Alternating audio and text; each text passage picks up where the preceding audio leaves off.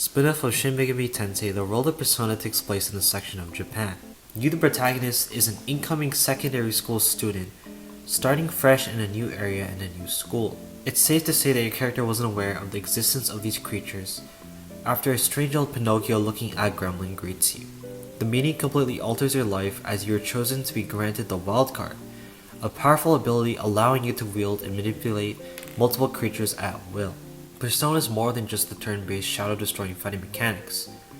You are technically just a high schooler living the normal high school boy life. Aside from the supernatural aspect that is a recurring thing throughout the series, this game taught me about time management, working, studying, and most importantly, the connections.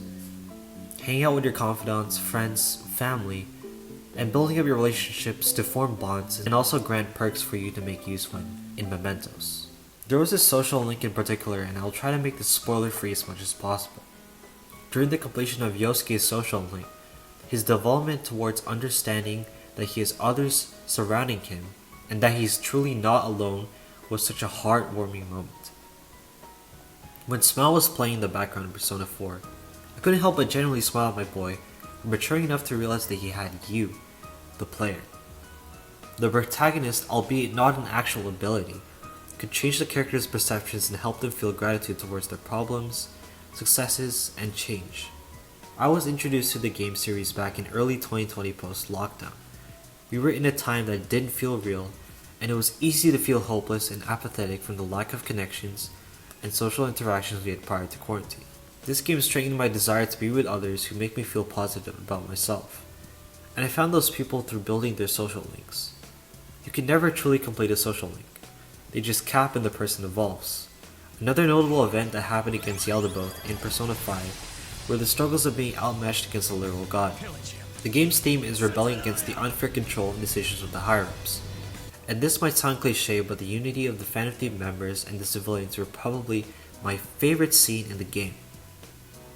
The act of everyone joining together to watch the final showdown and having hope for the fan of thieves, even though they were at a disadvantage, but still never chose to abandon ship, was a beautiful thing about their friendship. Well, until Joker pulls out the Glock. But don't get me started on the music. I've dedicated an entire playlist to Persona on Spotify, and every year for the past 2 years, I've had Spotify. Alice has been #1 on Wrapped every single time. Do not sleep on the soundtrack, it's absolute gas, I tell you. I'm convinced that these games were structured around the music. I don't understand how Atlas hires women whose English isn't their native language to absolutely cook and destroy expectations. If I were to choose between the 3 games, the one that resonated with me the most by far is Persona 4. Out of all the extended versions, Persona 4 is the oldest, but because it's old, doesn't mean it dipped in quality in comparison to the newer ones. All the characters including the villain were people I understood right away, and their depth made it so much easier to like them. Not only that, but the synergy. I crave for a friend group like that when we can chill and talk about the Huzz all day. Always sticking together in times of doubt is only something I can see in a fairy tale. Have you seen the menu too? Oh my god, the menu styles in Persona 3 and Persona 5 are super stylish to fit the theme of the game. On my first playthroughs, I just admired the layout and how everything is so smooth and seamlessly just fits. The battle mechanics in the game are chef's kiss, and I simply love everyone's signature attack coming into play. I'll admit, charting Mementos and Tartarus was fun at first, but it was the pinnacle of my burnout and the sole reason to delay the completion of the games. Just me? Persona got me into RPG genre at the same time as my first playthrough. I was also playing Genshin Impact. Zero Riz, I know. I didn't discover Miri until after I dropped Genshin Impact, but that really was my breakthrough and I've fallen in love with the series ever since.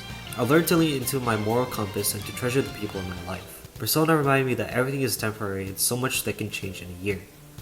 It's important to not take anything for granted and to skivity your way through life without looking back the Alps.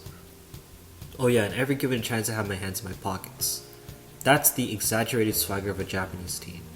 I deeply encourage you to try out the Persona games to get addicted to the media, where loop cycles can destroy your brain cells with its Persona, Mario Kart, Neon Genesis type content. Sorry, I hope you find value in this video and subscribe.